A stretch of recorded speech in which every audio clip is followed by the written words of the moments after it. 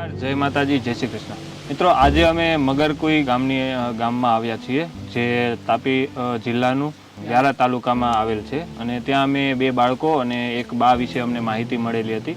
પરિવારમાં આર્થિક પરિસ્થિતિ ખૂબ ખરાબ છે અને એમના બાળકોના મમ્મી પપ્પા પણ અમુક ટાઈમ પહેલાં કોરોનામાં એક્સપાયર થઈ ગયેલા છે. તો જે પણ અત્યારે પરિવારનો કાર્યભાર છે એ બધો ટોટલ આ બા પર છે અને બંને બાળકો ભણે છે.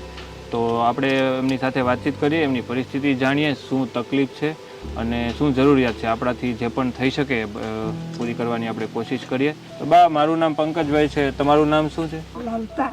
લલતા? બરાબર. ભાઈ, તારું નામ શું? ઉજ્જવલ. ઉજ્જવલ. અને અટક? ગામિત. ગામિત. તારું નામ? કુણાલ. કુણાલ. અને કેવડી ઉંમર છે તારી?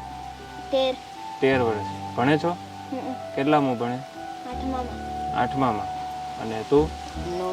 9મામાં ભણે. એટલે 7 પૂરું થયું ને હવે 9મામાં આવ્યો. બરાબર.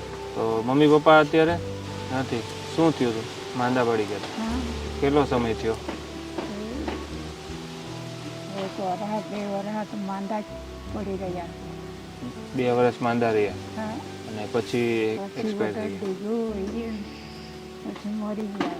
એટલે કોરોના પહેલા માંદા હતા, પછી કોરોના આવ્યો. એમાં કોરોનામાં નહીં ગયા. એ પહેલા? હા, એ પહેલા જ એક્સપાયર થઈ ગયા. દવાખાને જતા હોતે ને દવા નહીં લાગી.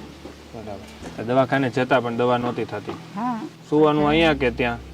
સુવાનું તમારે ક્યાં? રહેવાનું સુવાનું? બીજાને ત્યાં સુવાનું? અત્યારે બીજાને ત્યાં.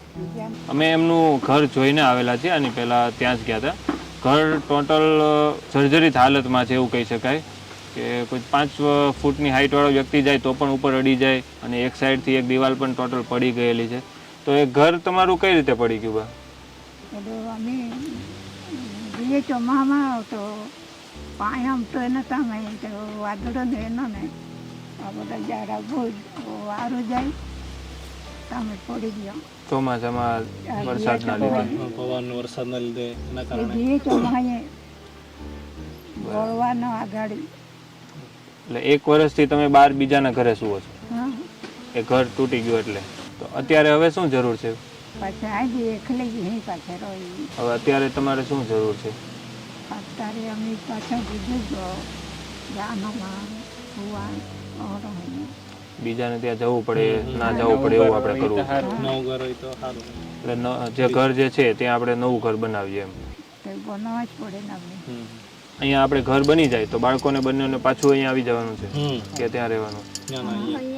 બાળકો અહીંયા આવી જાય તો દાદીને બી થોડુંક હેલ્પ થઈ જાય એમની સાથે, કારણ કે આટલી ઉંમરે બીમાર થાય, કઈ બી તકલીફ થાય તો એમની સાથે બાળકો રહે તો થોડીક દેખરેખ રાખી શકે એમ. તો 2 બાળકો ઉજ્જવલ ગામિત અને કુણાલ ગામિત પાસે અત્યારે રહેવા માટે કોઈ વ્યવસ્થા છે નહીં. જે રહેવા માટે વ્યવસ્થામાં કહી શકીએ તો આ એક ઘર જ છે.